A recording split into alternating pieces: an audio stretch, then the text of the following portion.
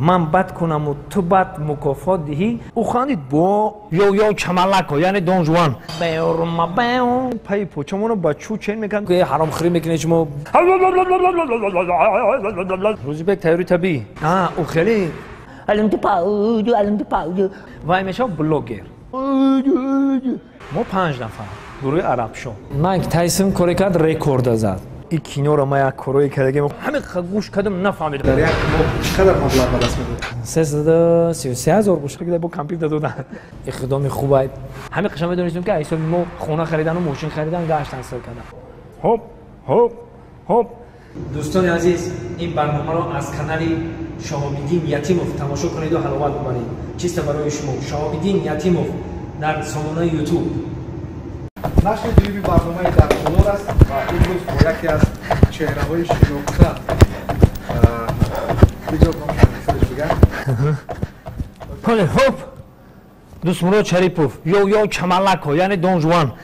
البته شوخی میکنیم لبخند میزنیم غم و اندوه دل از دل بیرون میکنیم. ما هنرمندا یک گپ داریم که خنده در لبان تو سخنید باشه و غم و اندوه از دلتون اودلید باشه. چیست برای شما آمد سال نو مبارکباد میگیم ما اهل گروه. البته سال 2020 سال خوب بود سال خاطرمان بود. با دعا میکنیم که در سال 2021 پیشروی زیاد شو و انا میخوام همه وقت سرجم باشیم. اول هم گپ مونمی که هم ویروس نابود شوه. چوف چکا عرق جبینه که در رمی کلور میکنه اما را بفهمیم بعد شد تمام نفرایی که از یه ایدهاش کنه مثلا انا رستیگا برادر عزیز ببینیم خیلی به حضور میستیم یا مشقه میگن ورزش گروی سلامتی است. البته این گپ ایرا ما نگفته میره استادا گفتن ایرا بزرگا گفتگن وقتی که ورزش میکنی همه طرف هم خودت سبوگیش میکنی هم مقصد ما بسیار توی معرکه ها میریم بخوابی بسیار میکشیم بخوابی میونیم در راه و در سفر هاییم بسیار وقت همه غم و اندوه ما را همین مقصد ارگانیسم ما را همین با ورزش با خمونه با میقپیم. اگر ورزش نکنیم ما خمونه در وای دست میتیم. معرفگری هر یک ملت صنعت و ورزش های همه وقت با ورزش بدن در کار. ما صنعتکارا باید هر شب و روز مخش کنیم که یک کینو فیلم در یک چیزه ما در یک چیز در کره. ما خودم هنرمند سیرکی هستم و در سیرک به نهایت ترکای اپس نیسته باید همه وقت ما آماده باشیم. وقت چقدر شما میکنید که بود به ورزش؟ آن مشکلی من نمیده. این روزبک فیضعلی دیگر این فریدون خورشید دیگر نعیم جانی سعیدعلی بسیار برادرها همین بر ورزش هم پستیان زنگ میزنن که ما در زلیم خیلی و وقت نمیام که بیام داغم دلم جرا قصد میکنه وقتی زنگ میزنن که ما در زلیم بیو من یک جا سیوم کردم میو با نوارگیری یگام فیلم یا که یگام صحنه‌های حجوی یا یگام کلیپ همین کوشش میکنم که وقتی بکوریم بیام زال طلبای ورزشی است انتخاب شما برای چی می‌تایید؟ انا که راست دیگه بگم برادر من همه کلوبا رفتم من هم که جای خونه‌ام در قریب باشه میرم همش راست دیگه برادران من یگام تجربه پل میتم نه هیچی هم وقت ساعت مجیدا میکنم روزی بکوریم زنگ چون میذارم کار کیسته ها میام مخش کردن میگیرم طول یک 5 سال میشه یک برادرمون هم روزی بک نپرتفته هم وقت ساعت قتی میرم از دوی مخش میکنن در تولاری وای سپارتا یوش من بسیار وقت در سیرک مخش میکنم بونه که یا خوبن همه برادرایی که در زلا هستن من میندارم زل سپارتا و زل پهلوان و دیگر زلایی که من میرم مقصد من پیشواز میگیرن و ما مخش میکنیم یا ساعت 2 ساعت میخیزم میرم همش میندارم سر بلند باشم ورزشگرا صنعتکارا اگه صنعتکارا گفتم بیرق بردارا گفتم یک روز راستی گفتم در قشلا خون بعد همه جا که مودا که پرورش کانتین هم که بعد حضور تماشا دارم در خونه ایستادگم در غرق قشلا سنتو دادم یکی چیزی و این ریکی میگن که روما بیوس میخونه که همون خوندن گرفت باید نگاه کنم زل پشت خیلی هم بیرق بروما دستیان دا هم خسرو تا موزیک خودی بیرق بروما نیستن فهمیدم که کنسرت بین المللی ایده در تمام جهان باید حافظا باشن بعد اول شکیر بروما رام بام ایش بروما خیلی هندوستانیا بروما دان هندوستان نمیدونم کین کام زوزداش بروما دام خیلی بعد گفتم میره تماشا کردن نکنه تاجیکستان میگم کس مبرویا تاجیکستان گفتم خرسان گفتم میگم لگم تا مبرویا خیلی کنسرت یا شو رفته است که به درجه اولیش من انتظارش نگفتم کی میبرنده باشه تاجیکستان که یک هست برآمد مرده که بوز بالا وای نامش چی باشه من راستیگم نمیدونم کسان برو که صفحه داره موی سر جنجالای خیل ها که برام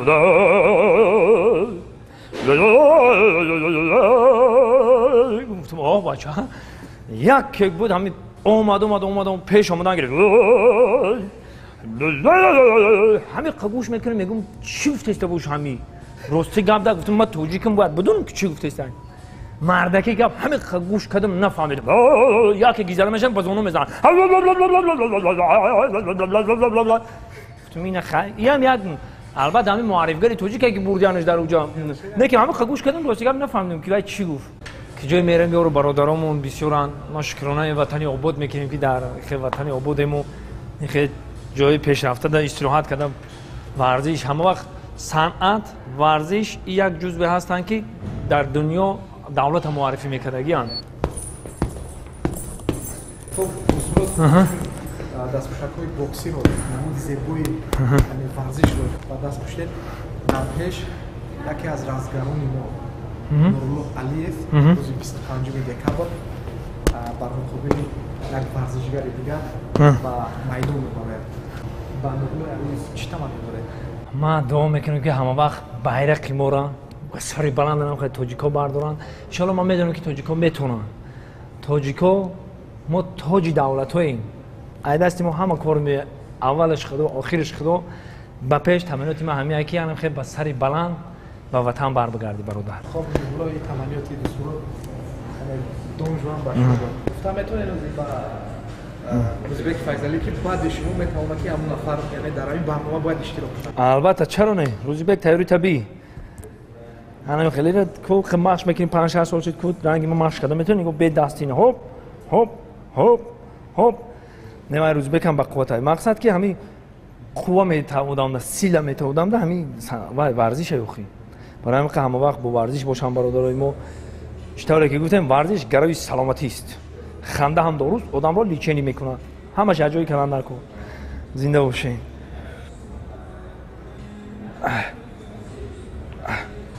خاکی و دوستای خاطرمان بسیار برادرها که جایی که میریم مقصد ما یک خاطره در ما میشوه توجه در مثلا یک قولین دودگی بودم نه همو یک اوتما اکما یگان که جنگ میکردم قولین سر ارخه میکردم خر میکردم میگفتم من رفتم یک قولین در مثلا کی در همونجا تو فهم کردم اوه هست اوه من کم یادآوری کم زن میگیره بعد زن میگیره و اکو وقتا ما مایده ترکیم بعضنش میگه مردکجان میگم شلوب کام بیار اونجا میگه پوچوش میشو اگه باید خونم داره میگه چما میکنی شلوب کاری جوی متن ارقام میکنه میگه همه ارقام میکنه نه رفته است یک بین راه کی بوی ما میگذاره ها میگه نگاه میکنه میگه چوکه دیتا کلن میگه هفته شده میگه تو مو کلن کردن مو الکی نرخه را سوری کشتی کو وقتای استودنتی وقتای عذاب وقتای دانشجویی گذاشتن پشت سرشدن عین حال خرساندونه اون بسر بوده ما در یک شکرانه خدا باید ما بگیم که مقصد پدر و مادرمون ایمون روزیان یک لینچه ارد میخره میبریم میتیم یا بقرشکه در افغان میبریم میتیم پدر و مادرمون یک همسایه‌مون مقصد ایمون ریزان که ما کمی هم که باشه یک دستیاریمون دراز میکنیم همین مقصد زندگیمون بخشو خرساندن وقتی که پیاده میگشتیم گذشت مقصد نوازی شکر خدا و صاحب ماشین خطی میگردیم 14 ها برادر 3 بار هم خیلی 15 تایی میزنی تمام مقصد سوال داده که برای چی یک وقت گروه عربشو پشت خوردن راستی گپ بگیم همین پول داره زکات میکردن ما را قوت چون میرسید ما را برای زکات کردن مقصد ما 5 کس بودیم همون $50 میتونست که بتیا بسیار هنرمندای بودن پرتوفتن رفتن نتونستن و یک ایجو پل درآمد کردن نکرد زن گرفته کودکدار میشه کودکش خروندن نکرد حاجی ما را گروه موقتی ببرن کی زورش میرسه تو یگان با اینا باشه زورش نمیرسه مقصد ما را 500 می بتیا گروه عربشون سعدی جان اسماعیل فای کامل جان بیردی فای سنت الله میرزای فای منیجا مونای و من دوست مراد شریف میستودیم فکر میکنیم که ما ایکجو منبع درآمد بیویم برای همین قما چوش خوردم که مقصد که ما قطعی حافظ و برندگی رفتم فخرالدین من قطعی حافظ و برندگی رفت برادرم میگن که ادینوکی ولک بعد ایستادم فکر کردم گفتم بیا که اگه گرگی تنها بشیم که خیلی نمیشه تئاتر استودیو تبسم بود غریب شو عرب شو لحظای گوارو محفل رو ما بود زمانی که همون جای در کوخ جمعی کنسرت میمونیم یک ماه پس اون وقتا انا ای کنسرت ها کم کم در اومد میشید دیگه این کنسرت ها هم خیلی با مود بگم ای مود برو اومدن مقصد کلیپ کنیم ببریم دیسک فروشک ها او دیسک فروشک ما رو یا دیرم پول نمیدادن یگام بار ما یگام دیسک فروشک یا دیرم پول گرفتم نیستم بعد شو بیزنس هم میخوندم در اینترنت شو بیزنس چیست دیسک 3 سمای باید 2 سمش در شوتی ما بیایا یا سمش در شوتی دیسک فروشک امروز ببینیم همه با ویدیو یوتیوب برگشتن سوالای بود که کاست ویدیو بود مرا یادم است بعد کاست ویدیو دیسک بروما بعد دیسک فلش کارت بروما با ما خودمون با خودمون نشیم مقصد گپ می‌زدیم که برادرها ببینن که در چنین ناخون چی جا میکنن همه چی را بعد ای چی میبروماده باشن اینا ببینید که بعد ای وازدخ شید میگیری ای به این پرتوینه میدونید در کجا رفته وازدخ یوتیوب انا نکه مود خیلی گپ عموما شو بیزنس وجود نداشت تو نمی قصولا انا شکرانه خدا میگیم که این یوتیوب برومد را همین ما را خداوند خورده کو ریسک ما را یوتیوب جدو کرده است اینا همو بیزنس همو شو بیزنس هم پیشینه مثلا ما میپرتویم در یوتیوب مقصد هم 3 سمای 2 سم شویو میگیرن یا سم شو مدل میتن ما اگر اخل ای هنر بیرون مرا بگیرن مقصد هنرمند نباشم من یوتیوبر میشم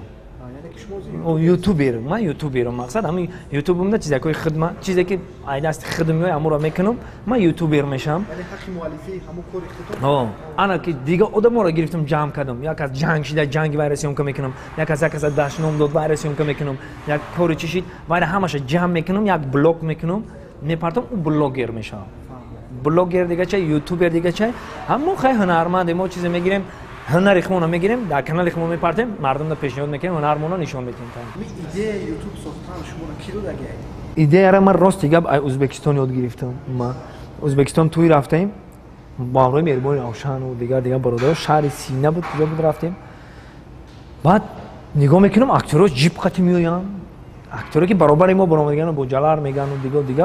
من میگم که قطار ما برآمدگانم 2001 2002 و یا در ازبکستان بودم و در تاجیکستان ما گروه عرب شو بودیم و گروه بوجلار یا حافظی میکنن ما مقصد همین بین خلق بودیم بعد حیران شدم گفتم چه خیلی کم خیلی سال 2008 سال بود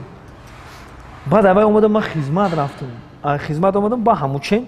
کم کم ادنا کلاسیک و همین چیزا رو بعد در اومده و کفتن گرفتیم با ورو تماشا میکنیم تربوز خوردن تربوز خریشون رو میپرتوین پرکور میکنن حیران شدم چه خیلی تربوز میخرن با اونم اکمل جمعه گفتم که خیلی گفت اکمل پرکور کردنش نمیدونم نکیم یوتیوب بکشیم خوبه گفت برای ارشیو مقصد در دیسک کنه میشه در فلش کارت گم میشه مقصد بیا ارشیو یا با یوتیوب شدیم ما هم شدم اکمل جمعه فهم همچون یوتیوبر در یک چقدر مبلغ به دست میاد اگه این سوالی با مورد دادی هر روز این نیست که چالپاک خوری روز ماهی میشه که مقصد که کم میگیرین ماهی میشه زیاد میگیرین خیلی مینیمالی آبشی مقصد که میگیریم تو یک 400 500 دلار میگیریم برای همین که حوزی مایده شکر خدا اگر همین اینترنت هم خیلی رفتن بگیرن پیشروی هم خیلی چی شدن بگیره ان شاء الله که نگاه میکنین که با جویا اینم خیلی کار کردن میگیریم انا خیلی مثلا جنگ نه مقصد در تویا یا که در برین من 20 راستی گپ طولی 5 سالی که در دانشگاه خوندم طولی 2 سالی که خدمت مادر وطن بودم ما خدمت هم کردم ما شکر خدا خدمت مادر در خوجند ششم بریگاد 1456 چیست برای هم خدمتام میگن که 5 سال 10 سال در مکتب میونه میخونی 5 سال در انستیتوت میخونی لیکن 2 سالی که خدمت میکنی تماما دیگه چه من هم خدمتام هم وقت حرمت میکنم کجای ده باشن گفتی شما ریسپکت شما در هم خدمتو زنده باشین انا راستیگم برای جنگ بگی همین 5 بچه یک جاده بشینن 3 ساعت بشینوش کنن 4 ساعت به علاقه جنگ کردن وای یعنی قانون طبیعت میاد نه فلسفه‌اش هم مقصد یک گپ ما میگم تو دنم میفورات یک میگی من میگم این گپیتون تو غوریای میشه مردم رو از بر میشیم جنگ مقصد در بسیار جا میشه که جنگ میشیم در توی معرکه ها میگم یک آدم مست میاد نه میکروفون میگیری گپ زدی چقدر غزل از یاد میدونش من راستی گفت تو یادم میرم بسیار میدونم من غزل میگه دوره دنیایی را سر به سر میبینی تو، گردش ایام را هر سحر میبینی تو. هر سحر بر وقت بخیز و خیرت بر کس بکن، روز خوش را از خدای معتبر میبینی تو. گر برنجانی دل را در دوام زندگی، آن دل رنجیده را از دیگر میبینی تو. گر برنجانی پدر را در دوام عمر خود، آنچه کردی با پدر از پسر میبینی تو. تفلکانت را نآموختی اگر تو تا ابد، عاقبت آن تفلکانت در بدر میبینی تو. گفته حافظ هر کسی حاصل دارد به عمر، حاصل کاریده ات را در درو میبینی تو. برادران گرامی، از قدیم الایام اومده که جو کاریدی جو میگیری، گندم کاریدی گندم میگیری. کم کم باش کن. خوش ما بگاب دیگه ها. یک دو سه هشت شش هفت هشت نه ده. بس رنگ شما یکون کس در اولادتون بود که ارثیت باشه یا که همون یک هنری مرا راستی نه یک گفتم میگم هر یک اولاد این اولادی میشه که نمی یک اولاد دو تورنواز های اینا همه میدونه همه کودک تولد میشه کلانتر کشید اتوماتیک چی میکنه دو تورا مینوزه. اینا من همه قربتی چم میکنم نمیتونم نوخته دو تورا. هفت پشت ما بسیار میرم سراغ میکنم. هفت پشتای ما یک تاشه با یار نام داشته یارجندی میگفتیم. بعد با یارجندی با نقطه‌کن تولد میشه. با محمد شریف نام داشته نقطه‌کن میگفتن. مثلا نمیده بچه‌ها شتگان چاق چاق کسانی میخواننده ایسوس میکرده. بعد انتهای بچه‌ها میام میرفته بعد بچه‌ها میگن وای نقطه کن نک رفتم. این رفت نقطه‌کن بعد محمد شریف نقطه‌کن او وای. بعد با یک با دیگه افندی افندی بگو میگن کو کلیچکش افندی بده. با یک با دیگه سی نظر رو میشه الفت میگفتن رو. اینو با اون خدیدم الفت تو توزر زنده با الفتم خودش میاد آخر نگاه میکنه همین یک گپ الفتی میگه که میخندیده و خیر هر یک همه آدمایی که برآمدگیان در دور زمانی خودشون اینا با بام گذاشتن رفتن مقصد تا حاضر همون یا رفیقشون آدمایی که میشناسن میگن که یک کلیچکا داشتن همون کلاونی سیرکی تاجیکستان ایال من خدمت راستیگه یک تا هست استادم جمال الدین صدرالدین و راستیگه پنسیونر هستن که در بالای سر ما هست وزیرم هانا که بعد می اوتام میگه خیلی که اولادی مدیات هستن میره و اتوماتیک من میرم من بچه‌ها دیگه قبل میگم هم سینفوم دا هم خشلخیوم دا میرم خچونم خو سریوز میگه خندیدم میستم خچون با خچون من یگام قبل نگفتم یگام چی نمیگم سبکتر مخش کنیم و صحبت کنیم چیست برای شما برادرای عزیز کینای اورای عشق کدیمو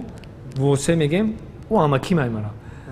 هم در خونه خمونده کردیم مقصد انا و ماکیم گزاری یا کی فقط همون آدمی که در همونجا نه همون واسه هم انا نقش بازی کردی خیلی واسه نام داره همون همون نقش خودش بازی کرد نام خودش همون هم سالایی که ما کودک بودیم میگم مثلا حافظ میبرند ریز میخوندن همین رقصایی میکنن که همون مردم هم دههای ما سنتو دا همه تماشا میکرد میخندید خشم با این شکارچی میکردی خیلی میرفت و ریز خونده است حافظ بعد هم میرفت تو گویا که پران داره با دیدش میقپیدی خیلی با مایده میگرتی در مردم میمرد خندن و سلام طریق ما کودک بودیم هم وقتا وایم صنعت داشتن در دلشون این صنعت نیست این یگان معلم درس دادن نمیتونه این چیزا و هم خما در کینو گرفتیم شد راستی گپ او خازوب نکشیدیم همین یه بار میگه که باید همکاری شو کو میگم چی انا کلی باید میتونم بازی میکنم کوچک میترسه در دری گفتم میگریزه مقصد میگه هم چیزای حیاتی را میتونم یا داش ببرویم این همین خیلی که یک فیلم شما رو ما بسیار فیلماتون هم شده اگه اسم رسی که در بهتون میگم چی یک صحنه است یک نقشی که بازی کردیم مثلا علم توپایی راستی گپ سالهای پیش بعد گندم میکوریدیم همین یک زمانی بود که همین چنچق گندم هم میخورد توبه کردم خدا هم خیلی برکت این چیزی بود که وقتی گندم میکورن چنچق نیست ما یا چنچق سیرانوزی هم خیلی بود که اگر هم یه میره کشه نمیگفتی کو اما گندم پوگزا میخورد سفید میکرد خوشه گندم میگم خیلی خلی میمون با قدرت خدا من همین روزا رو دیدم که خوشه گندم خلی میمون پول نمیخوردم چنچق هم با یک ماه هم گندم که خوشه گرفت تا دراو کردن ما چنچق بونی میکردیم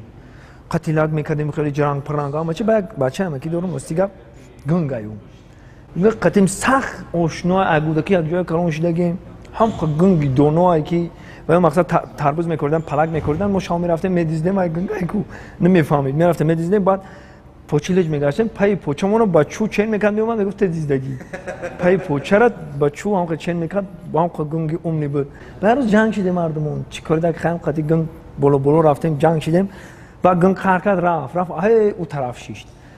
با اون طرف شیشت قیس دادم که نیومد یا ساعت برم شیشتم نیومد 2 ساعت برم شیشتم نیومد با مایده رفتم گفتم چیکار است گنگ خوب باش نبود باشن چون بخرام مرا رفتم که طرف همین دایره برم دیسایدا گفتم کی وقتش تو شو گفتم میرم که همون گم الان تو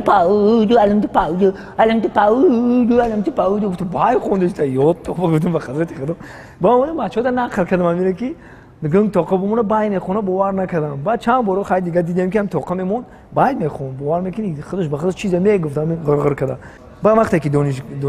دانشجو شدیم اومده میجدن یکی بعد مثل همین هنرمند مردم یک کاری رو میکنه که وقتی که می‌نویسم در جن اختر نقل میکنم چی گپی من خندیدی من همون رو میگیرم کم آرا و تورو میکنم گپی که خودت خندیدی تا در اینترس نیست او میگم همون گپ من میقپم میرم که آرا و توروش میکنم درست ترکش میکنم با دیگه اودام میگم او خندید با همون رو کلون کردن میگه او همون رول گنگ که ما در اونجا بازی میکنم میگم گنگ بای خوندالم تو پاودو تو بچه‌ها میخندن اینجا که اومدم او چی ده مردم میخندن از نشید اونجا ما گنگ گفته بودم میخندن اینجا اومدم رول همون رو بازی کردم من بعد مردم ده بعد همون ما طلبای مکتبیم بعد معلم درس دادیم من میگم میگه که خانه بچه‌ها من میگم معلم تو پاودو من نوسکاش میگم تز برای فرض میگه خاطی که میگم میگه چه خیلی میگم قدی دخترا میگم کدام دختر میگم سیفاش میگم کدامش میگم سیفاش گفت داد میزنه با هم رول گنگ همون چه وقت بازی کردیم من شکر خدا 2 تا دخترچه دارم شکر خدا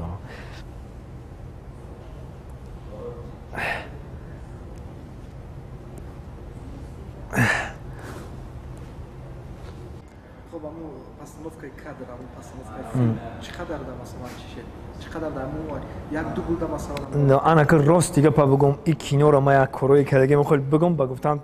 باور نمیکنی چی مو همین مقصد یک دو شاگردامون بگیم هم دادارمون استودنت بودن ما اگه اینستیتوت بود کردیم ما خدمت اومدم و همین کارا پیشه کردم گفتم ما کلیپ کردم مقصد دیگه کردم همین کینو فیلم ده اگه ما 10 سالگی نیستم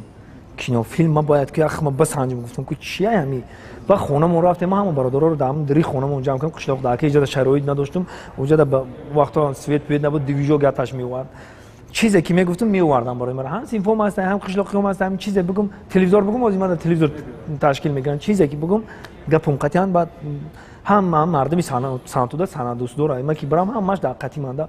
فریاد میکنم که تلویزیون بیارین و میگم با تلویزیون میمونه کو تلویزیون کامپیوتر رفتن آوردن دروش کردن گفتن تلویزیون بیرون یا استومرای ساز میکنن گفتن گرفتن آوردن دروش هوی کردن میگم با گپ زد با گرفتن مخکن کنه میگه اخبار میکنه کو با گرفتن مخکن کم برام تلویزیون ساز نمیشه هم جوش تو که با کامپیوتر دادن مقصد کی نو با گفتم شما که هم خیلی کردیم موسیقی کردیم بعد خیلی میدونم که تلویزیون ساز نمیشه همون کینو را بعد بناور گیرم مو هم چرا یه روزشون بینویستم یه روزشون نمینویستیم ما پیش خدمون میگفتیم بیا این روز خیلیش میکنیم با وقتی خود جو خیلیش هم که میش بهش تو قرون نمیگیره بیا خیلی کنیم با میگفتیم قام مصلحت خطی و بعد سعدلو همو مقام خطی الهام جان خطی الهام جان شدیف با قریب طول یک ماه در خونه ما خور رفتیم یک ماه زیاد زمستون خیلی بیکار بودیم دیگه خور رفتیم اونجا کردیم بعد راستی گپ جاش میومد که بناور گیرن کمون نیست یا استودنتان اینجا امتحان سپاری میآیند ما چیکار میکردیم کامera میموندیم ما در خیلی общий پلان کروبنی پلان خیلی چیزا رو مرا عقل نمیگیری راست دیگه پا بگم که کروبنی پلان چه خیلی میآید общий چه خیلی میآید بسیار جا میبینم همون общий همین که جا همین نزدیک اومدم من ترا خیلیت که همین نزدیک اومدم من общий ترا کروب نگرفتم ای بی همیشه دیگه من ترا کروب نگرفتم میسو مثلا جا کشات کو ای دور میمونیم در همینجا میای راست کامera همینجا بازی میکنیم به خدا قسم اینا چی دگم جای دروغش نیست اینا به خدا قسم میخورم جا شما نگاه که کامera گیرون کردیم رفتم گفتم آوز دویدم میگم راست کامera چیشی دو قریب مرا گم میکشته گفتم این هم جورا خمو کامera یگام آدم نداره بناور گیرنده به خدا قسم نیست جه خدگیم رفته گپ زدیم جا شما نگاه خیلی جه خدگیم خیلی استویکای کوی خیلی سه پوچام دست تو کاش دیگه کامera خیلی دیگه و چاپش دیگه چند کروشی دیگه بعد بسیاری بعد ما سیونکا کردیم بسیار سیونکا مون موندگی نیستیم در وقت بعد هم مودا چی پرابلم میشه کاسیتای مایدا گوخی و دیویکام و قشلاق پر میشید می اومدیم بود دوشنبه در قرغانتپه نبود در قرغانتپه یا وقت میافتیم وقت نمیافتیم بو می اومدیم مقصد بختری وزیر قرغانتپه پیشتر و بختری وزیر نمیافتیم بو ما می اومدیم دوشنبه آخری کاستا میگرفتیم بو روز شنبه یک شنبه توی میرفتیم و مقصد تویمون رو میگذروندیم کیسمون مبلغ کی میشید میرفتیم کاستا میخریدیم بو می اومدیم همین ایش کلیپ کی باید مثلا یک نیم سال هم کینو رو موسیقی کردیم یک نیم سال یوتیوب خودم داشتم ما راستی گم او رو کسی پرسیده 2 میلیون پراسموتر شدگی به حسابی ما 5000 دلار کار کردگی هم کینو نکیم او یوتیوبی کسی هسته او هم پول گرفتگی نیست کسی پرتافتگی همون سولو مقصد نه یعنی که سولو که شما کینو را گرفتید او نه بود یگام شیم دا دیسک برو مدگی اخی همین قسال دیسک رو برو آوردن خشون خوردن خشون چیکار کردن نمیدونم همین قشنگ میدونستیم که حسابی ما خونه خریدن و ماشین خریدن گاشتن سر کردن اکی رکورد گفتن یک کانال بود میپارت بعد همون وقت بعد اوستاسی که پول کار کنه که همون کار کا یک مال میدروم میگفت ما گفت که پول کار کردیست بعد همین پلاژن ایده دیگه برادران پول کار کردن سر کردن دیگه اگه نام با نام نمیگیریم مقصد دو برادری که بدن ختمو همکاری میکردن منصور نگمتوف الادین میگفتیم شما وقتا دیجی الادینو وای کار داد اومد ایش باید برادرمون ای وحدت خیلی کردن دوست و دشمنی کردن اکمال جمعه کانالش محکم کردن همون برادرایی که اخم مقصد ما هم پرتافتگی همون چیره او هم یا گفتم میگم برادر عزیز همه وقت در حرمت همدیگر باشید قدر همدیگر را بدونید ما برای یکدیگریم برای هیچ کی نیستیم ما دیگه ما نه به авторски права یا жаловать روی کردن жаловать که کدی کو تو وای میفهمن жаловать خیلی بیزی باشه بیا жаловать روی کردن دیگه کانالی گم شی طولی 4 سال گم شی بعد من قپیدم همین کارا در راه اونجا دیدم که همین پول کار میکنن بعد قپیدم اینا طولی 4 سال میشه شکر خدا همین مردکی گپ زنه میاد بازم میگم طولی 4 سال میشه زندگی ما پشتم یوتیوب هیچ نه زندگی ما پشت یوتیوب شما شرطی که می زنگیر ما هفته رو هفته رو نگاه کنید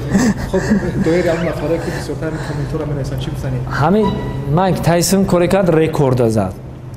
مقصد دیگه آدما کار میکنن که رکورد بزنن همین باید هر یک آدمی که همین در جدای یا ورزش یا صنعت باید کاری کنه که رکورد داشته باشه رکورد نداشته باشی نمیشه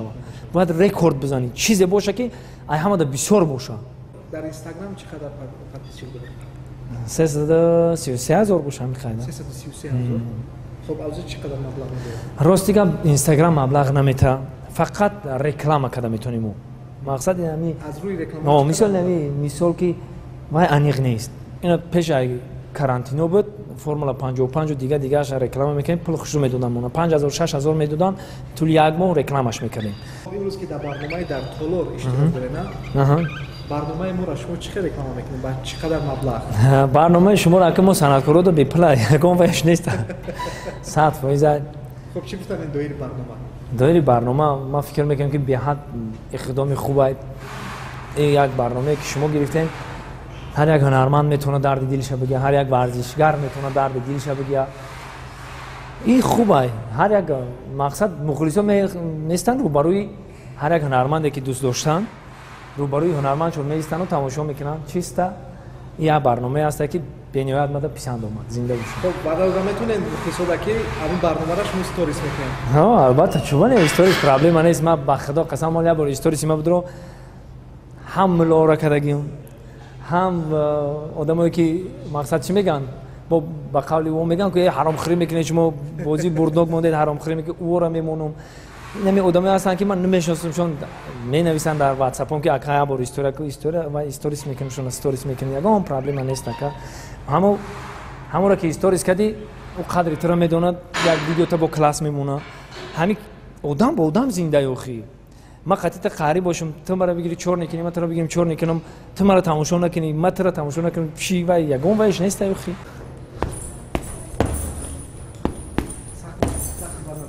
نکنه